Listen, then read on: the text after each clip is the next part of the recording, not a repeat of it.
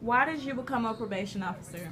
In the beginning, I didn't want to be a probation officer. I wanted to do something in the law field, but I just didn't want to go to school for that. And then when I got out of college, I realized that being a juvenile probation officer was something that could be interesting because I do have an interest in working with the kids, and then it would still also be catering to my interest in the law field. That you can remember when you were a probation officer? One of my favorite moments, well, I have multiple favorite moments. I think like the best thing for me is when a child successfully gets off probation or they change their negative behaviors to become positive. But one of my favorite moments was a girl who was going through some things in her life and she was acting out sexually and all this stuff, and she brought it together, and then she came by and she gave me this thank you card, this really, really nice thank you card expressing how I helped her. So that was one of my favorite moments. What were your likes and dislikes about being a probation officer? One of my dislikes was having to lock kids up. I don't feel that locking a child up is always in the best interest of the child. Sometimes it can be helpful, but it's not always in the best interest. Sometimes parents just need to step up and properly parent their child, and they depend upon the system to do that. One of my favorite parts was, as I said earlier, seeing a child make a 360 and change their life around for the better. You would say edit. How did this occupation affect the way you lived? In the beginning, and still sometimes nowadays, I tend to see things from a criminal aspect. Some of the things that I see kids doing now, it's the first thing that pops into my mind is, oh my gosh, you're breaking the law by doing this, this, and this. So it has affected me because my mind is focused and driven on the law. What was your role as a probation officer? As a probation officer, I would get a child that has violated some criminal act.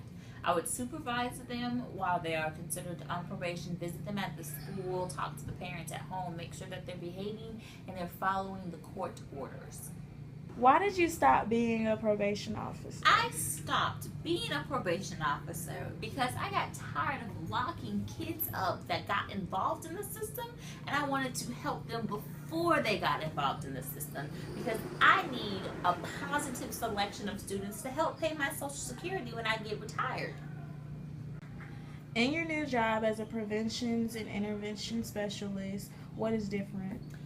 The biggest thing that's different is it's not focusing on the criminal aspect of things. I don't get to lock children up. I'm here to help them before they get into trouble. I'm here to help them think when they can't think in those impulsive moments.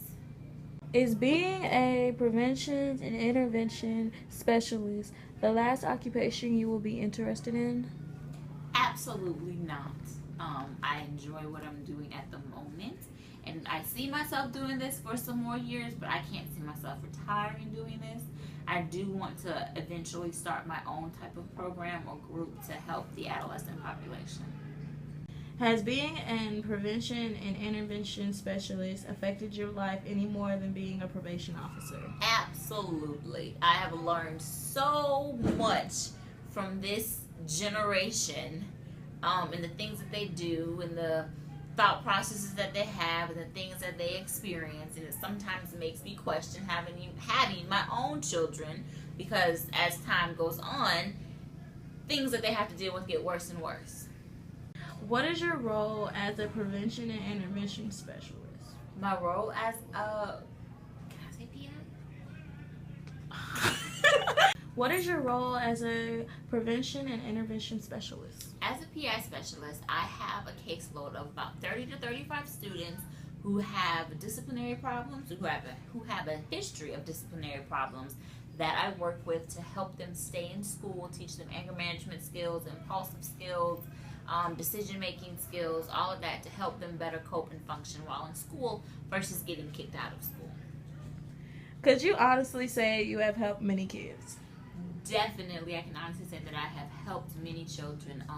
I see the difference in some kids, I see the difference in how they think about things, and I see the difference in some of their behaviors.